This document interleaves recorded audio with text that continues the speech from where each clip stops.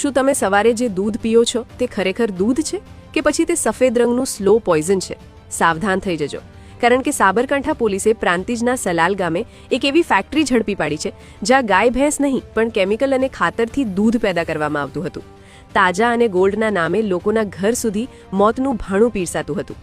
જરા વિચાર કરો, જે યુરિયા ખાતર ખેતરમાં વપરાય, જે ડિટર્જન્ટ પાવડરથી કપડાં ધોવાય અને જે કોસ્ટિક સોડા ચામડી બાળી નાખે, આ નરાધમો એ બધું જ ભેગું કરીને દૂધ બનાવતા હતા. તેલ, વે પ્રોટીન અને પાવડરના મિશ્રણથી તૈયાર થતું આ પ્રવાહી દૂધના નામે વિવિધ પાર્લરો પર વેચાતું હતું. અઢળક કમાણીની લાઈમાં આ ભેજાબાજોએ લાખો લોકોના આરોગ્યને દાવ પર લગાવી દીધું છે. સાબરકાંઠા એલસીબીએ સત્યા ડેરી પ્રોડક્ટ્સ પર દરોડો પાડી 71 લાખથી વધુનો મુદ્દામાલ જપ્ત કર્યો છે. પ્લાન્ટ ઓપરેટર સહિત 5 લોકોની ધરપકડ કરવામાં આવી છે, જ્યારે મુખ્ય સૂત્રધાર ધમો ઉર્ફે રાકેશ પટેલ હજુ પણ ફરાર છે. પોલીસે એફએસએલ અને ફૂડ એન્ડ ડ્રગ્સ વિભાગને સાથે રાખીને આ આખા રેકેટનો પર્દાફાશ કર્યો છે. પોલીસે તો તવાઈ બોલાવી દીધી છે, પણ સવાલ એ છે કે આવા નરાધમોને ક્યારે સખત સજા થશે? લાલચમાં આંધળા થયેલા આ લોકોના ભવિષ્ય સાથે ચેડા કરવાનું ક્યારે બંધ કરશે?